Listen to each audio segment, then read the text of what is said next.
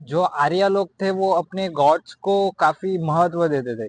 तो जो आर्या लोग थे वो भी बाकी सिविलाइजेशन की तरह, जैसे चाइनीस हो गया, इजिप्शियन सिविलाइजेशन थी जो पहले की, वो उन्हीं की तरह जो एलिमेंट्स गॉड्स थे उनको ज्यादा प्रीफर करते थे। जैसे सन, अर्थ हो गया, रिवर्स हो गया, वो इन्हें गॉड मानते थे। तो उनका ऐसा मानना था कि अगर वो अपने गॉड्स को खुश नहीं रखेंगे तो बारिश कैसे होंगी, उनकी फसलें कैसे होंगी, उनके जानवरों का क्या होगा। इनका ऐसा मानना था आर्यस पीपल का। आर्यस पीपल थे, उन्होंने ये रियलाइज कर लिया था कि जितने भी वो प्रेयर्स करे at the end of the day, की मतलब वो जितने भी प्रेयर्स करे वो उनके लिप सर्विस ही थी आखिरकार। पर उन्होंने उन्हें ऐसा लगता था कि उनके जो भगवान है उनसे और कुछ मांगते, उनसे कुछ सॉलिड मांगते। तो जो आर्या लोग थे वो लोग सैक्रिफाइसेस करने लगे, जिसे वो यज्ञ कहते थे। डिफरेंट डिफरेंट टाइप के यज्ञ होते थे। जैसे उनकी जैसे डिफरेंट डिफरेंट मांग्स के लिए वो डिफरेंट डिफरेंट टाइप्स के यज्ञ हो करते। हाँ, जैसे कि लॉन्ग लाइफ हो गया, सक्सेस इन वॉर हो गया, अच्छी फसल हो गया, बहुत सारे बच्चे हो गए, ऐसे वो गॉड से मांगते थे डिफरेंट गुण। ये जो काम था इसे अकम्प्लिश करने के लिए उन्हें कुछ सॉन्ग्स बोलने होते थे। प्रेस करने में कुछ मंत्र या चैंटिंग ऐसे कुछ करना पड़ता था, सॉन्ग्स प्रेस करने पड़ते थे। और ये सब एक फायर के प्रेजेंस पे होना चाहिए था, मतलब अग्नि जो है, अग्नि के प्रेजेंस पे होना चाहिए था ये सब। तो ये सब जो काम था उन्हें एक अग्नि के प्रेजेंस में करना होता था। तो और ये लोग अग्नि के अंदर खाने की चीजें डालते थे, जैसे कि राइस हो गया, मतलब चावल हो गया, मिल्क हो गया, सोमरस हो गया, घृरता हो गया। घृरता मतलब देसी घी जो इन लोग डालते थे। इन्हें ऐसा लगता था कि ये लोग अपने गॉड्स को प्लीज कर रहे हैं इन सब चीजों से डाल के। जो भी खाने की चीजें इंडियन किचन में यूज होती थी वो लोग ऐसे जो जानवरों की बलि देना था इनके लिए काफी एक ह्यूज पार्ट था, मतलब। और ये जो जानवर होते थे यज्ञ में जिनकी बलि दी जाती थी वो इनके काफी करीबी जानवर होते थे। और इनके लिए काफी ये बड़ा डिसीजन होता था ये जानवरों को ऑफर करना भगवान को। उन्हें था वो काफी बड़ा एक ह्यूज काम था, पर इसके बदले में भी उन्हें रिटर्न भी ऐसा मिलता था। और ये सब अग्नि जो थी उन उसके बीच में होता था। तो अग्नि का काम था वो पोछा। ये यजमाना का काम था कि जो यजमाना मतलब जो इस यज्ञ को करवा रहा है उनका काम था कि मतलब जो भी फायरवुड या जो कोई चीजें लग रहे, जो इतना भी पैसा लग रहा है वो इन्हें ये देना होता था, जो यजमाना होते थे वो। वो रिक्वेस्टेड करते थे कि जो यज्ञ हो रहा है, जो स्कॉलर्स थे, जो रिचुअल एक्सपर्ट थे, उनको बोलते थे कि आप अच्छे से ये यज्ञ कर रहे हैं, जो मंत्र स्टैंडिंग कर रहे हो वो हार्ट से होने चाहिए। और ये इंश्योर करते थे कि एट द एंड उन्हें भी जो ये कर रहे हैं सेरेमनी, उन्हें भी काफी अच्छी फीस मिले। सो तो जो आर्यस लोग थे उन्हें ऐसे यज्ञ करने के लिए इजिप्शियन लोगों की तरह कोई टेम्पल्स नहीं चाहिए रहते थे, या ऐसे कोई सैक्रेड सेरेमनी करने के लिए उन्हें कोई ऐसी स्पेशल जगह नहीं होनी थी।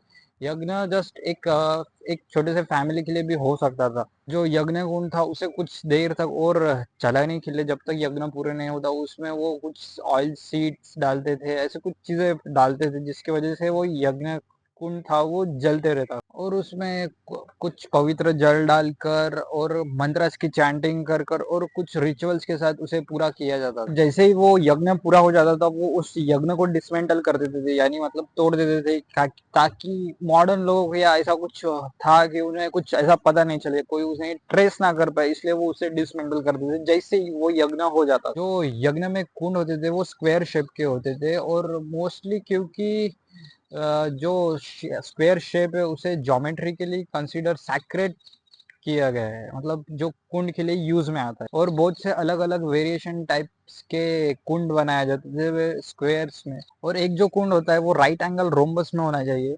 और जो आर्या लोगों की सोसाइटी थी वो भी अब चार भागों में बट गई।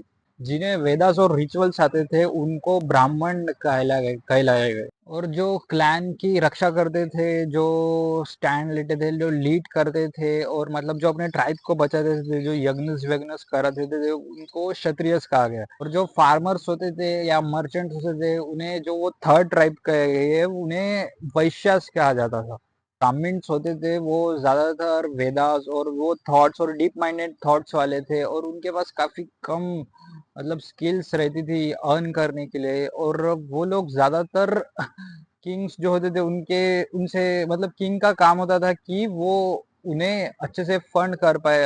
और ब्राह्मण्स को the smallest Werner's of tribe, मतलब जो नंबर्स में गिनती में काफी कम होते थे ये लोग। और जो टॉप के दो वर्नर्स थे, ब्राह्मण और क्षत्रिय, ये काफी मतलब जो ये वर्नर्स की रेस में ये दोनों आगे थे। और ऐसा बोला गया है कि फिर ये जो वर्नर्स थे वो वेदास ने लगाए या देयरफॉर गॉड्स ने लगाया, ऐसा बोला गया। पर जो वेदास थे वो सिर्फ ब्राह्मण्स को ही पता थे, तो जो वो फिर अगर जो वो बोलते थे उन्हें वही मानना पड़ता था, और ये टोटली अनफेयर था।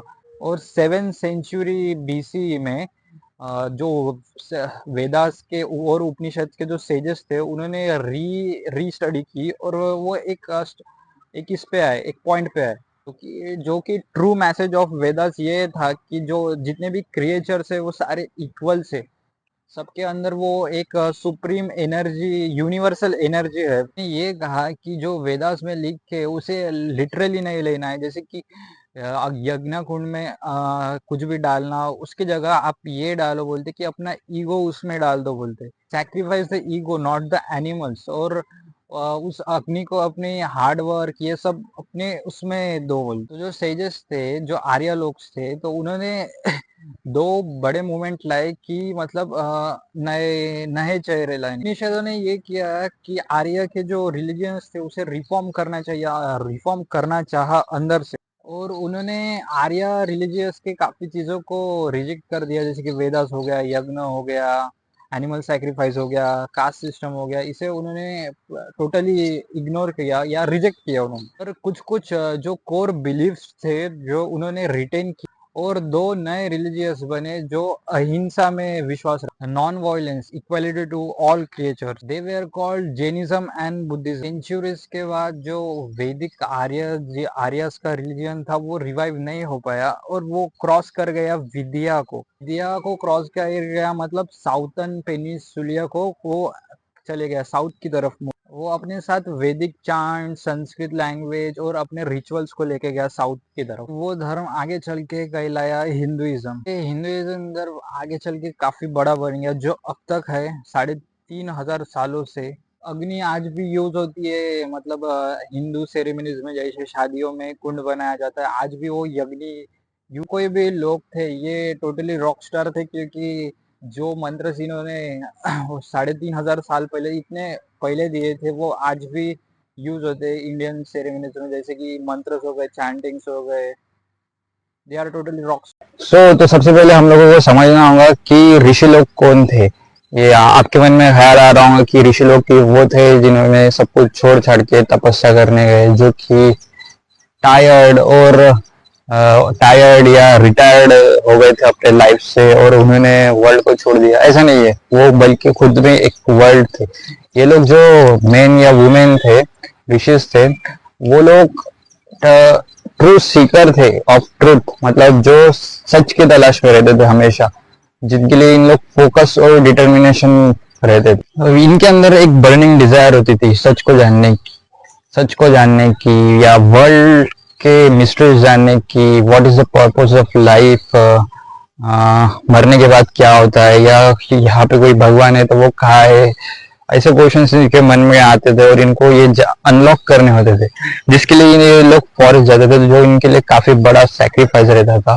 जिसके और जब आप इस तरीके के सैक्रिफाइस करते हो और आप काफी फोकस होते हो अपने गोल पे, तब हर तरीके का मैजिक होता है। जैसे फॉर एग्जाम्पल, जैसे कि आप ग्रेटेस्ट साइंटिस्ट ले लो, स्पोर्ट पर्सन ले लो, या म्यूजिशियन को ले लो, जब वो अपने बेस्ट एलिमेंट में होते हैं तब वो बोलते हैं कि जैसे जैसे ग्रेटेस्ट साइंटिस्ट डिस्कवरी को ले लो आप, कोई भी जब वो होती है तो वो साइंटिस्ट को आप पूछोगे तो कैसे है, तो वो बोलेगे it's just a leap of time, या इट्स गट्स। जैसे किसी स्पोर्ट्स पर्सन को ले लो या म्यूजिशियन को ले लो, किसी एक स्पोर्ट्स पर्सन को कैसे पता हो गया होता है कि परफेक्टली उसे उसी जगह पे प्लेस होना है जहाँ पे वो कैच आएगी। या किसी म्यूजिशियन को ले लो आप, जो आपको एक उसका गाना सुनते ही, जब आप उसका गाना सुनते हो तो आप एक अलग ही रियल में चले जाते हो जहाँ पे आप कभी गए नहीं थे। उसे टाइम ऑफ लीफ आप उसे उनसे पूछोगे तो कैसे किया, तो आप वो बोलेगे इस टाइम ऑफ लीफ या सिक्स्थ सेंस, ऐसा कुछ बोलते हैं वो लोग। मॉडर्न वर्ल्ड साइकोलॉजिस्ट क्या कहते हैं इसके बारे में, To break inflammation down from the combination of instinct, a hardwire in our DNA, natural response to the world which all animals have. मतलब हर जानवर में जो होता है natural एक instinct type होता है which all animals have. Reason, a learned response to the world, मतलब एक सीखा हुआ response देना किसी को, which only humans are capable of and come from outside, मतलब सिर्फ humans इसके capable है आउटसाइड. एंड इंट्यूशन और गट फील और सिक्स सेंस, जिसे हम इंट्यूशन, गट फील या सिक्स सेंस कहते हैं, which is combination of two, a way of leave from step A to E without ever going through step B and C. मतलब ये combination है, मतलब डायरेक्ट ए से ई तक जाना, मतलब इसे जिसे हम गट फीलिंग कहते हैं, इसे बोला जाता है कि डायरेक्ट ए से ई पे जाना. और हाँ, बीच में के बी सी डी को छोड़ देना, इसे कहते हैं लीप. जो भारत के एंशिएंट ऋषि थे, उनका इस सेम चीज के बारे में कुछ और वर्ड्स में डिस्क्राइब किया है उन्होंने, कि मतलब they prefer to think inspiration as a benediction that came from divine source. मतलब ये जो चीज है वो एक किसी डिवाइन सोर्स से आती है. Was the source outside of them, मतलब वो उनके बाहर है. और इनसाइड फॉर द ऋषिज, मतलब वो ऋषिज के लिए उनके अंदर है. For the rishis who believe that the universal, और वो जो ऋषिज लोग थे, वो जो ऋषिज के लिए वो यूनिवर्सल थी, जो उन्हें कहते थे Brahman. Was exactly the same as the indestructible energy that carried indestructible energy that carried inside themselves. मतलब ऐसी एनर्जी जो खुद के अंदर कैरी करते, उसे वो कहते थे आत्मन, जो इंडेस्ट्रक्टेबल थी. The answer was no barrier from both inside and outside, of course. अगर आप किसी साइंटिस्ट को पूछोगे कि उसके डिस्कवरी का फॉर्मूला बता दो, तो आप वो नहीं दे पाएगा. उसी तरह आप किसी म्यूजिशियन को पूछोगे कि परफेक्ट म्यूजिकल नोट्स दो, तो वो नहीं बता पाएगा आपको. उसी तरह उपनिषद के ऋषि लोग आपको परफेक्टली बता तो नहीं सकते, पर वो आपको ये जरूर बता सकते हैं कि उन्होंने वो कैसे किया. अब उसी तरह आप उपनिषद के ऋषि लोगों को आप पूछोगे कि आपने कैसे किया, वो लोग भी बोलेंगे कि इंस्पायर्ड होके किया, पर वो लोग आपको ये जरूर बता सकते हैं कि उन्होंने कैसे किया और क्या क्या रिचुअल्स फॉलो किए, या कितने डिसिप्लिन थे. वो आपको डिसिप्लिन रहना होगा, फोकस रहना होगा, क्या खाना होगा, और वो आपको कुछ टिप्स दे सकते हैं. और मोर एक आपको एक इंजेक्शन की तरह वो देंगे कि आपको हमेशा अपना रिसीवर ऑन रखना है, या रिसीवर बोले तो हमेशा अपना दिमाग खुला रखना है, माइंड हमेशा अपना ऑन रखना है. और जो यूनिवर्स आपको सेंड कर रहा है, उसे हमेशा रिसीवर की तरह आपको लेना होगा. इसके लिए आपको डिसिप्लिन रहना होगा, फोकस रहना होगा. और मे भी किसी दिन आपको वो चांस मिल जाए आफ्टर इतना डिसिप्लिन रहने के बाद, कि आपको कि वो श्रुति सुनने को मिले, द यूनिवर्स ऑफ सॉन्ग जो है आपको कभी सुनने को मिले. मे बी अगर आप वर्दी साबित हुए, तो मे बी आपको किसी एक दिन वो ग्लिम्स ऑफ ब्राह्मण देखने को मिलेगा. जो भारत के एंशिएंट ऋषि थे, उनका इस सेम चीज के बारे में कुछ और वर्ड्स में डिस्क्राइब किया है उन्होंने, कि मतलब they prefer to think inspiration as a benediction that came from divine source. मतलब ये जो चीज है वो एक किसी डिवाइन सोर्स से आती है. Was the source outside of them, मतलब वो उनके बाहर है. और इनसाइड फॉर द ऋषिज, मतलब वो ऋषिज के लिए उनके अंदर है. For the rishis who believe that the universal, और वो जो ऋषिज लोग थे, वो जो ऋषिज के लिए वो यूनिवर्सल थी, जो उन्हें कहते थे Brahman. Was exactly the same as the indestructible energy that carried indestructible energy that carried inside themselves. मतलब ऐसी एनर्जी जो खुद के अंदर कैरी करते, उसे वो कहते थे आत्मन, जो इंडेस्ट्रक्टेबल थी. The answer was no barrier from both inside and outside, of course. अगर आप किसी साइंटिस्ट को पूछोगे कि उसके डिस्कवरी का फॉर्मूला बता दो, तो आप वो नहीं दे पाएगा. उसी तरह आप किसी म्यूजिशियन को पूछोगे कि परफेक्ट म्यूजिकल नोट्स दो, तो वो नहीं बता पाएगा आपको. उसी तरह उपनिषद के ऋषि लोग आपको परफेक्टली बता तो नहीं सकते, पर वो आपको ये जरूर बता सकते हैं कि उन्होंने वो कैसे किया। अब उसी तरह आप उपनिषद के ऋषि लोगों को आप पूछोगे कि आपने कैसे किया, वो लोग भी बोलेंगे कि इंस्पायर्ड होके किया। पर वो लोग आपको ये जरूर बता सकते हैं कि उन्होंने कैसे किया और क्या क्या रिचुअल्स फॉलो किए, या कितने डिसिप्लिन थे वो। आपको डिसिप्लिन रहना होगा, फोकस रहना होगा, क्या खाना होगा, और वो आपको कुछ टिप्स दे सकते हैं। और मोर एक आपको एक इंजेक्शन की तरह वो देंगे कि आपको हमेशा अपना रिसीवर ऑन रखना है, या रिसीवर बोले तो हमेशा अपना दिमाग खुला रखना है, माइंड हमेशा अपना ऑन रखना है, और जो यूनिवर्स आपको सेंड कर रहा है उसे हमेशा रिसीवर की तरह आपको लेना होगा। इसके लिए आपको डिसिप्लिन रहना होगा, फोकस रहना होगा, और मे भी किसी दिन आपको वो चांस मिल जाए आफ्टर इतना डिसिप्लिन रहने के बाद कि आपको कि वो श्रुति सुनने को मिले, द यूनिवर्स ऑफ सॉन्ग जो है आपको कभी सुनने को मिले। मे बी अगर आप वर्दी साबित हुए तो मे बी आपको किसी एक दिन वो ग्लिम्स ऑफ ब्राह्मण देखने को मिलेगा।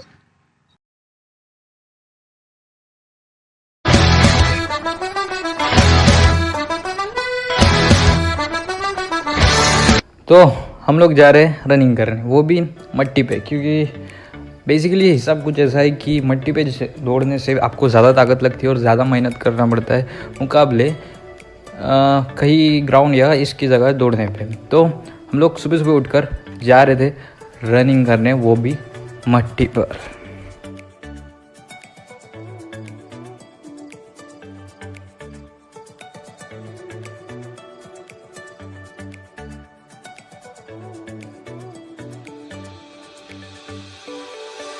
तो हिसाब कुछ ऐसा है कि जिस जगह पे हमें जाना है वो थोड़ा दूर थी। तो आपको बता दूं कि ग्राउंड पे जाने के बाद सबसे पहले मारने होते हैं कुछ राउंड, और उसके बाद हमें खींचना होता है टायर। तो मैं राउंड वाला पार्ट तो शूट नहीं करता, पर टायर वाला पार्ट मैंने ज़रूर शूट किया है।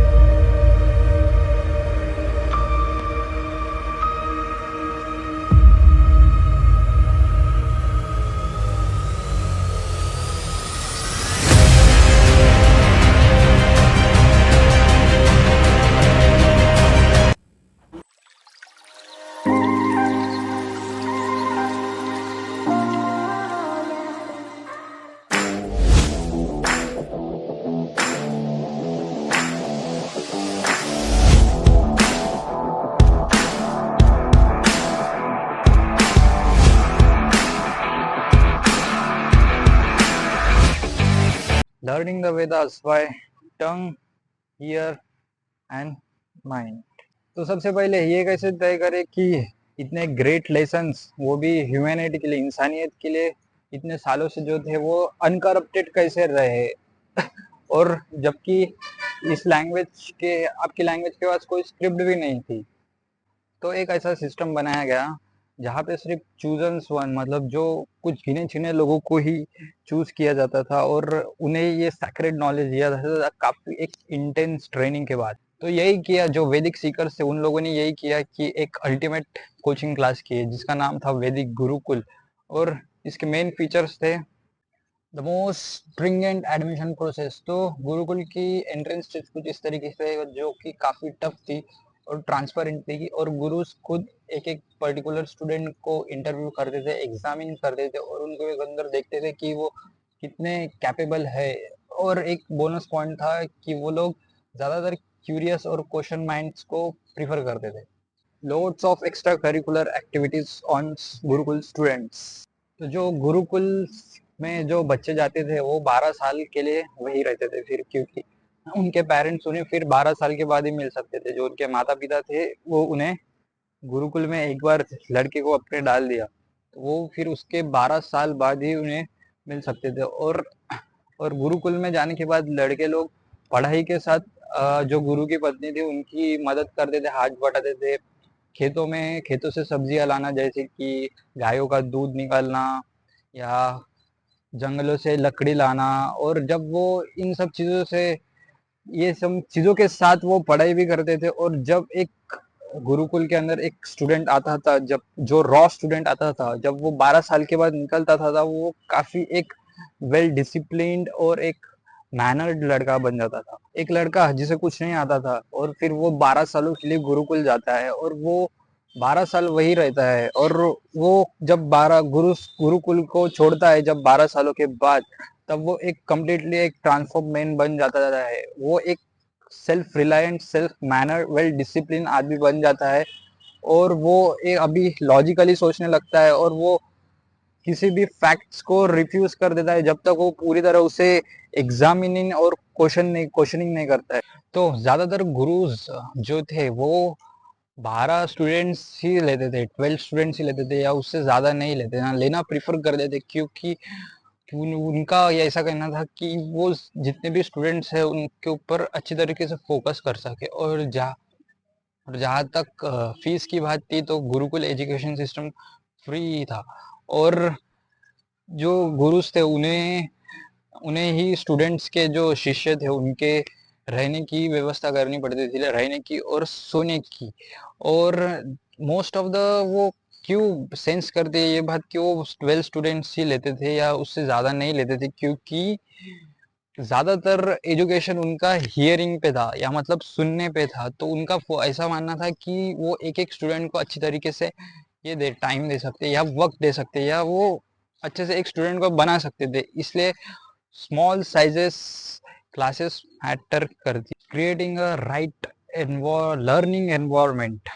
तो गुरुकुल्स में ना ही तो एसी क्लासरूम्स थे और ना ही स्मार्ट क्लासरूम थे, बल्कि गुरुकुल्स ऐसी जगहों पे लोकेटेड करते थे जहाँ वर्जिन फॉरेस्ट होता था। जो वर्जिन फॉरेस्ट होता था ज्यादातर गुरुकुल्स वहीं पे लोकेट करते थे, या वो वैसा उनका प्रीफर मानना था। और सिटी के और विलेजेस के शोर शराबे से दूर कहीं वर्जिन फॉरेस्ट में गुरुकुल्स होते थे। और वो ज्यादातर प्रकृति के बीच में होते थे, क्लासेस ज्यादातर प्रकृति के बीच में नेचर के साथ एक होकर क्लासेस ज्यादातर, और नेचर को बदलते हुए देखना और इस वास्ट यूनिवर्स के साथ वननेस फील करके पढ़ाई करना, ये सर ज्यादातर ये था गुरुकुल का प्रोसेस पढ़ाई करने। एक मोस्ट इम्पोर्टेंट फैक्ट ये भी था कि जो वेदास में जो लिखे थे, जो शब्द थे, वो सिर्फ शब्द नहीं थे, वो साउंड्स थे या एक फ्रीक्वेंसी थे, जो टोन थी वो काफी मायने रखती थी। क्योंकि वो जो ये शब्दों में जो पावर्स होती थी वो काफी क्रिटिकल्स होते थे, इसलिए कोई भी किसी को भी ऐसे कुछ भी वर्सेस जो थे वेदास के, वो कोई भी ऐसे कोई भी नहीं बोल सकता था बिना गुरु के, कोई भी उसे ऐसे रिटेन नहीं कर सकता या कोई सीख, जब तक आपको कोई सिखाता नहीं था अच्छे तरीके से आप उसे रिसाइट नहीं कर सकते। तो वेदास का जो सिलेबस होता था वो हर एक सिलेबस एक तरीके से, एक वे से बोला जाता था, एक पर उनके एक नोट पे, एक स्केल पे ही बोला जाता था, एक निश्चित समय में ही उसे बोला जाना चाहिए था। Patterns and sequences and tricks and techniques, so the जो स्टूडेंट्स थे उनकी मेमोरी काफ़ी पावरफुल रहनी चाहिए थी, क्योंकि ये एक ही जरिया था, क्योंकि ये जनरेशन में आगे पास होने वाली थी ये चीज़ें वर्सेस, या और इन्हें कहीं लिखा नहीं गया था। जब तक इन्हें लिखा नहीं गया था तब तक इन्हें मेमोरी टू मेमोरी ही ट्रांसफ़र करना पड़ता था। इसलिए इसे सीखना अच्छे तरीके से और मेमोरी मेमोरी अच्छी होना इसके लिए काफ़ी ज़रूरी था। और जो स्टूडेंट्स थे गुरुकुल के उन्हें सिखाया जाता था, अलग अलग स्टाइल्स सिखाए जाते थे चांट्स करने के, मतलब मंत्र जाप करने के, उच्चार करने के, जो वर्सेस थे, जो श्लोक्स थे, उन्हें बोलने के लिए अलग अलग तरीके के उनको स्टाइल्स या ढंग सिखाए जाते थे, जिनसे जिन्हें उन्हें जिनकी वजह से उन्हें वो याद रहे वो मंत्र। तो मंत्र चैंटिंग करने के दो स्टाइल्स थे, एक थी प्रकृति और एक थी विकृति। तो जो मंत्रस का था वो उनका एक पैटर्न होता था, जैसे कि 2 1 3 2 ऐसे तरीके से पैटर्न्स होते थे प्रकृति और विकृति स्टाइल के। तो आप सबसे पहले हम लोग एक काम करते, मंत्र की जगह एक कोई भी एक सॉन्ग लेते, जैसे world most famous song happy birthday to you.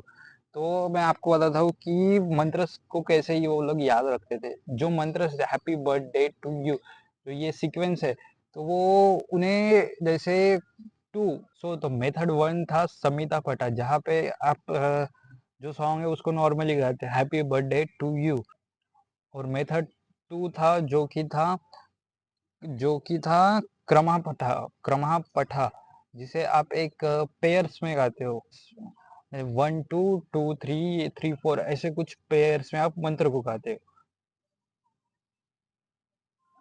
तो जब हम उन्हें पेयर्स में गाते थे या कुछ उन पैटर्न्स में गाते थे, तो वो कुछ ऐसे सिंग होता था कि टू हैप्पी यू बर्थडे ऐसा कुछ होता था, या जिस तरीके से सीक्वेंस होता था वो वैसा होता था। और विकृति स्टाइल्स में भी कुछ मेथड्स होते थे। मेथड वन था कि जटापद, यहाँ पर भी पैटर्न्स होते थे, जैसे 1 2 2 1 ऐसे कुछ पैटर्न्स होते थे। और यहाँ पे भी एक मेथड टू था जिसका नाम था घनापथा। तो इतना ज़्यादा कंसंट्रेशन करके पढ़ने की ज़रूरत क्यों थी? क्योंकि जब आप अगर कुछ रॉन्ग हो जाता था तो वो उस पैटर्न के थ्रू उसे वापस आंखें बंद करके उसे पैटर्न में ला के वो चेक कर सकते थे कि कहाँ पे गलती हुई है और कहाँ पे वो उन्हें सुधार करना है। इसके लिए अगर उन मंत्रों को आप अगर सही तरीके से नहीं बोलोगे तो वो अपने आप आपके माइंड में आपको पता चल जाएगा कि वो गलत बोला गया है। ऑटो फोकस ऑटो पायलट में आपको पता चल जाएगा कि वो गलत बोला है, क्योंकि वो सीक्वेंस में नहीं आ रहा था। फिर आप उसे फिर से चेक कर सकते हो आंखें बंद करके, उस पैटर्न को दोहरा के आप फिर से वो उसे सही तरीके से बोल सकते हो, जो सही पैटर्न में बोल सकते हो जिसमें वो मंत्र बोला गया है। और इससे एक और चीज थी और एक फायदा था कि आप अंदर से काफी अवेयर हो जाते हो, ना कि बाहर से। आप अंदर से काफी अवेयर हो जाते हो, आपका माइंड काफी स्टिल हो जाता है, मतलब स्थिर हो जाता है वो मंत्र की चैंटिंग के वजह से। और एक स्थिर दिमाग को हासिल करना एक सबसे मुश्किल चीज होती है या हार्डेस्ट चीज होती है, एक स्टिल माइंड। और जो वैदिक सीकर्स थे वो उनका ऐसा मानना था कि ये वो वही फर्स्ट स्टेप है जिससे आप खुद को असली में जानते हो, really really who you are, मतलब आप कौन हो इससे आप जानते हो। फर्स्ट यही फर्स्ट स्टेप थे जो वैदिक सीकर्स लोग भी बोलते हैं। Finding the most powerful most divine part of yourself, मतलब खुद का सबसे शक्तिशाली और खुद का सबसे दिव्य रूप देखने का, यही एक फर्स्ट स्टेप है। इसकी मदद से आप कोई भी गोल एक अचीव कर सकते हो। जब आपका माइंड एक लेजर शार्प फोकस हो जाता है, जब वो आप मंत्र चैंटिंग करते हो उसके वजह से, या जो वो पैटर्न। तो सबसे पहले हम लोगों को समझना होगा कि ऋषि लोग कौन थे। ये आपके मन में ख्याल आ रहा होगा कि ऋषि लोग की वो थे जिन्होंने सब कुछ छोड़ छाड़ के तपस्या करने गए, जो कि टायर्ड या रिटायर्ड हो गए थे अपने लाइफ से और उन्होंने वर्ल्ड को छोड़ दिया। ऐसा नहीं है, वो बल्कि खुद में एक वर्ल्ड थे। ये लोग जो मेन या वुमेन थे, ऋषिज थे, वो लोग ट्रू सीकर थे ऑफ ट्रूथ, मतलब जो सच की तलाश में रहते थे हमेशा। जिनके लिए इन लोग फोकस और डिटर्मिनेशन रहते थे। और इनके अंदर एक बर्निंग डिजायर होती थी सच को जानने की या वर्ल्ड के मिस्ट्रीज जानने की। What is the purpose of life, मरने के बाद क्या होता है, या यहाँ पे कोई भगवान है तो वो कहाँ है। ऐसे क्वेश्चंस इनके मन में आते थे और इनको ये अनलॉक करने होते थे, जिसके लिए ये लोग फॉरेस्ट जाते थे, जो इनके लिए काफी बड़ा सैक्रिफाइस रहता था। जिसके वजह से फॉरेस्ट जाने से वो फोकस और अपनी पूरी एनर्जीज अपने उस क्वेस्ट पे लगा सकते थे जिसके लिए वो तलाश कर रहे थे। और जब आप इस तरीके के सैक्रिफाइस करते हो और आप काफी फोकस होते हो अपने गोल पे, तब हर तरीके का मैजिक होता है। जैसे फॉर एग्जांपल, जैसे कि आप ग्रेटेस्ट साइंटिस्ट को ले लो, स्पोर्ट पर्सन ले लो या म्यूजिशियन को ले लो। जब वो अपने बेस्ट एलिमेंट में होते हैं तब वो बोलते हैं कि जैसे जैसे ग्रेटेस्ट साइंटिस्ट डिस्कवरी को ले लो आप, कोई भी जब वो होती है तो वो साइंटिस्ट को आप पूछोगे तो कैसे है, तो वो बोलेगे it's just a leap of time या इट्स गट्स। जैसे किसी स्पोर्ट्स पर्सन को ले लो या म्यूजिशियन को ले लो, किसी एक स्पोर्ट्स पर्सन को कैसे पता होता है कि परफेक्टली उसे उसी जगह पे प्लेस होना है जहाँ पे वो कैच आएगी। या किसी म्यूजिशियन को ले लो आप, जो आपको एक उसका गाना सुनते ही, जब आप उसका गाना सुनते हो तो आप एक अलग ही रियल्म में चले जाते हो जहाँ पे आप कभी गए नहीं थे।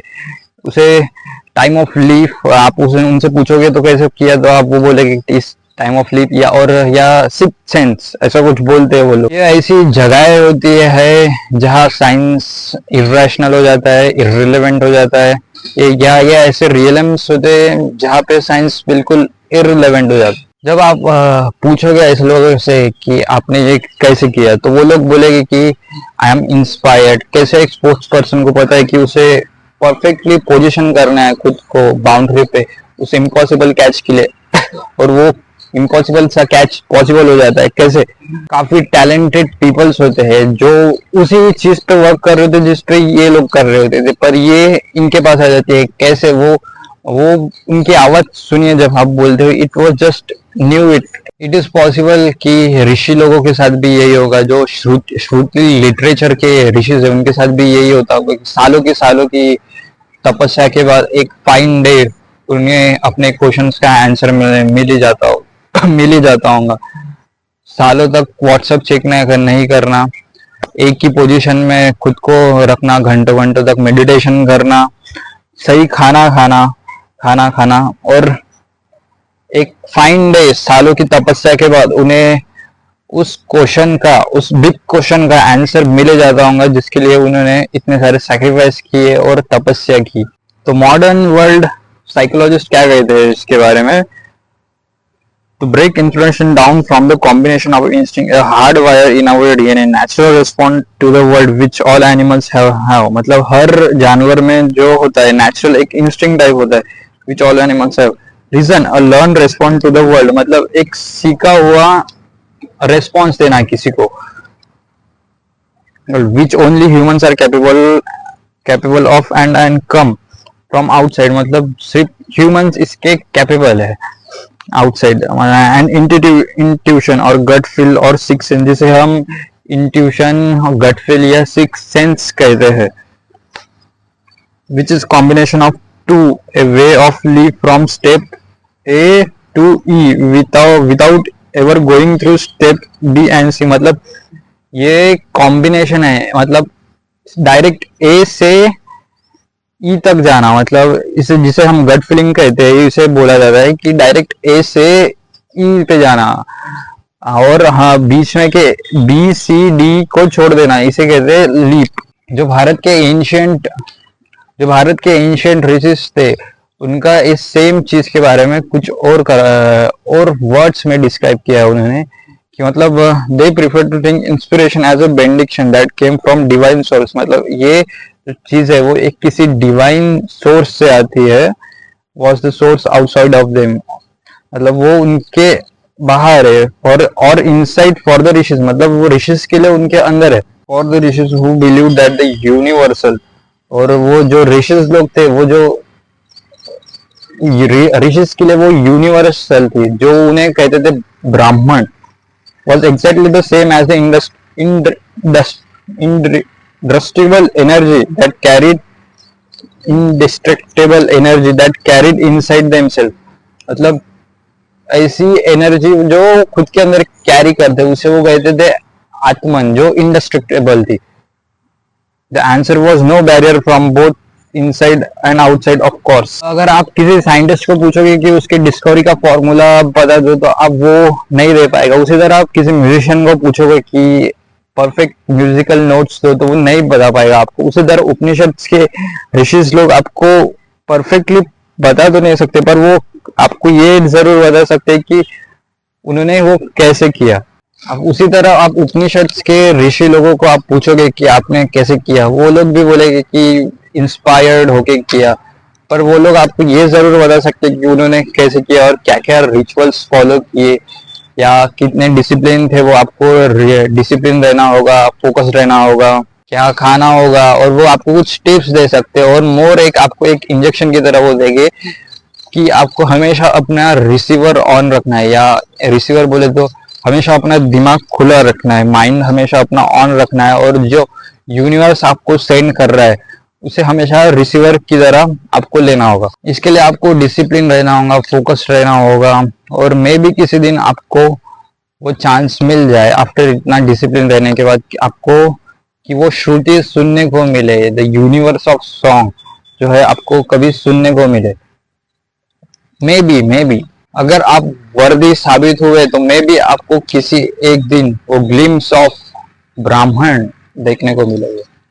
ये सरप्राइजिंग है कि जो ओल्ड वेदास, जो हमारे ओल्डेस्ट टेक्स्ट है और जो सबसे ब्यूटीफुल चीज है जो हमारे पास, वो ना ही तो किसी स्कॉलर्स के सोसाइटी से आई है और ना ही जिन्होंने मोटी मोटी किताबें पढ़ी है ना उनसे आई है, जिन्होंने अपने मार्क्स जिन्होंने मैक्स किए हैं ना ही उनसे आई है, ना ही ग्रेजुएट्स के पास से आई है, बल्कि कि उनके तरफ से आई है जो बल्कि खुले आसमान के नीचे सोते थे, जो अपने घोड़े बकरियों या अपने गायों के पास रहते थे, जो जमीन से जुड़े थे. ये उनसे आए हैं वेदास, जो आज तक की सबसे अच्छी. तो कौन थे ये लोग? और हम लोग ऐसे श्योरली नहीं बोल सकते क्योंकि ये 3,500 सालों पहले के लोग थे, तो हम इनके बारे में कुछ भी श्योर नहीं बोल सकते. और ना ही ये लोग ऐसे लोग थे जिन्होंने पत्थरों पे कुछ लिखा या किसी को सिर्फ उन्होंने छोड़ा तो वो थे अपने शब्द, और वो भी हजारों शब्द, और अपने थॉट्स की हाउ द यूनिवर्स वर्क और what is the purpose of life and what मरने के बाद क्या होता है. ऐसे ऐसे क्वेश्चंस के उन्होंने जवाब दिए. इस समय के बाद उन्होंने वेदास जो थे उन्हें कंपोस्ट किया, पर उन्होंने ना ही उन्हें कहीं लिखा या किसी केलों के पत्तों पे लिखा, ना ही किसी पेपर पे लिखा, ना ही किसी कपड़े पे लिखा.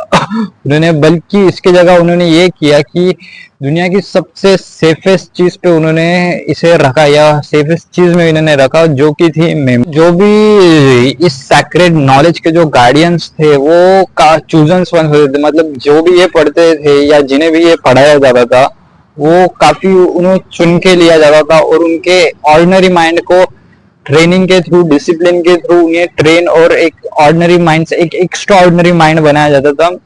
लाइक शेरलॉक होम्स माइंड, जो उसकी जो मेमोरी लाइब्रेरी रहती है उसकी उसी तरह पर हमारे पास ऐसे कई 100 हजारों जीनियस बने थे अपने प्रैक्टिस से, माइंड को ट्रेन करके डिसिप्लिन में. सरप्राइजिंग है कि जो ओल्ड वेदास, जो हमारे ओल्डेस्ट टेक्स्ट है और जो सबसे ब्यूटीफुल चीज है जो हमारे पास, वो ना ही तो किसी स्कॉलर्स के सोसाइटी से आई है और ना ही जिन्होंने मोटी मोटी किताबें पढ़ी है ना उनसे आई है, जिन्होंने अपने मार्क्स जिन्होंने मैक्स किए हैं ना ही उनसे आई है, ना ही ग्रेजुएट्स के पास से आई है, बल्कि कि उनके तरफ से आई है जो बल्कि खुले आसमान के नीचे सोते थे, जो अपने घोड़े बकरियों या अपने गायों के पास रहते थे, जो जमीन से जुड़े थे. ये उनसे आए हैं वेदास, जो आज तक की सबसे अच्छी. तो कौन थे ये लोग? और हम लोग ऐसे श्योरली नहीं बोल सकते क्योंकि ये 3,500 सालों पहले के लोग थे, तो हम इनके बारे में कुछ भी श्योर नहीं बोल सकते. और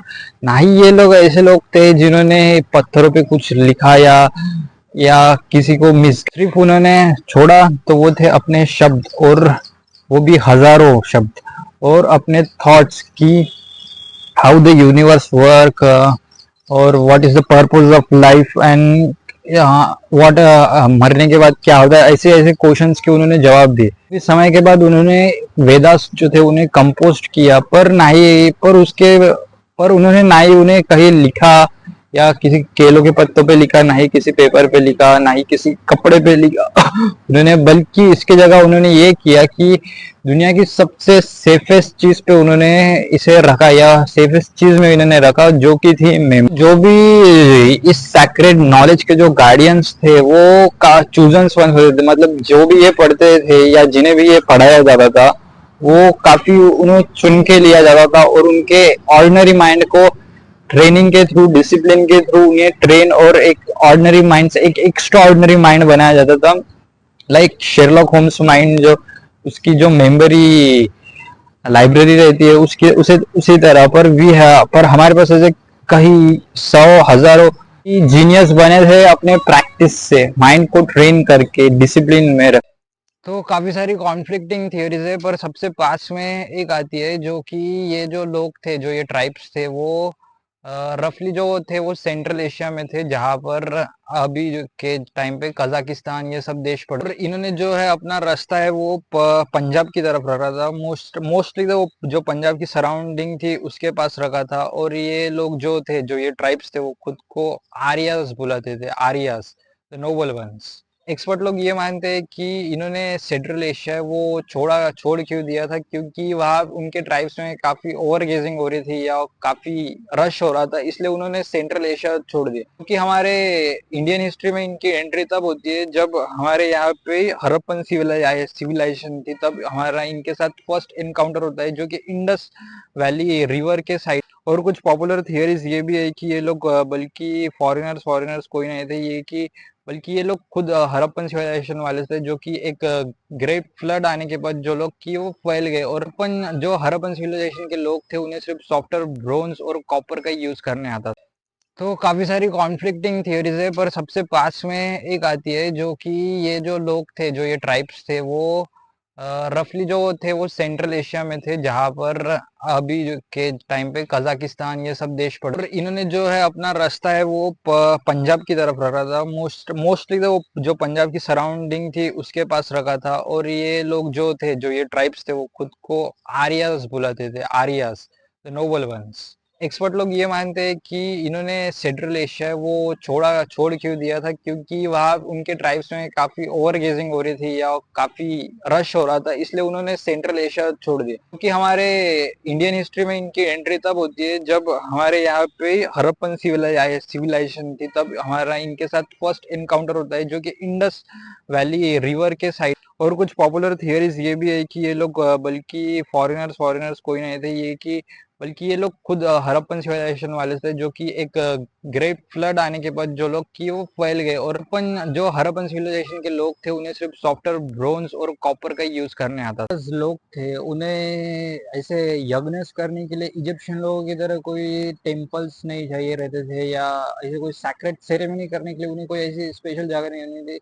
यज्ञ जस्ट एक छोटे से फैमिली के लिए भी हो सकता था। जो यज्ञ कुंड था उसे कुछ देर तक और चलाने के लिए, जब तक यज्ञ पूरे नहीं होता, उसमें वो कुछ ऑयल सीड्स डालते थे, ऐसे कुछ चीजें डालते थे, जिसकी वजह से वो यज्ञ कुंड था वो जलते रहता। और उसमें कुछ पवित्र जल डालकर और मंत्रस की चैंटिंग कर कर और कुछ रिचुअल्स के साथ उसे पूरा किया जाता था। जैसे ही वो यज्ञ पूरा हो जाता था, वो उस यज्ञ को डिसमेंटल कर देते थे, यानी मतलब तोड़ देते थे, ताकि मॉडर्न लोग या ऐसा कुछ था कि उन्हें कुछ ऐसा पता नहीं चले, कोई उसे ट्रेस ना कर पाए, इसलिए वो उसे डिसमेंटल कर देते थे। जैसे ही वो यज्ञ हो जाता, जो यज्ञ में कुंड होते थे वो स्क्वायर शेप के होते थे। और मोस्टली क्योंकि जो स्क्वायर शेप है उसे ज्योमेट्रिकली कंसीडर सैक्रेड किया गया है, मतलब जो कुंड के लिए यूज में आता है। और बहुत से अलग अलग वेरिएशन टाइप्स के कुंड बनाए जाते थे स्क्वायर्स में। और एक जो कुंड होता है वो राइट एंगल रोम्बस में होना चाहिए।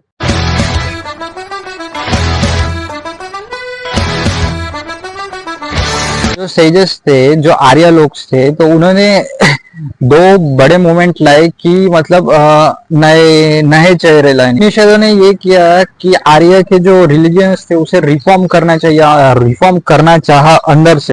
और उन्होंने आर्य रिलीजियस के काफी चीजों को रिजेक्ट कर दिया, जैसे कि वेदास हो गया, यज्ञ हो गया, एनिमल सैक्रिफाइस हो गया, कास्ट सिस्टम हो गया, इसे उन्होंने टोटली इग्नोर किया या रिजेक्ट किया उन्होंने। और कुछ कुछ जो कोर बिलीफ्स थे जो उन्होंने रिटेन किए, और दो नए रिलीजियस बने जो अहिंसा में विश्वास रखते, non violence, equality to all creatures. They were called Jainism and Buddhism. Centuries के बाद जो वैदिक आर्यस का रिलीजन था वो रिवाइव नहीं हो पाया, और वो क्रॉस कर गया विद्या को क्रॉस कर गया, मतलब साउथर्न पेनिसुलिया को वो चले गया साउथ की तरफ।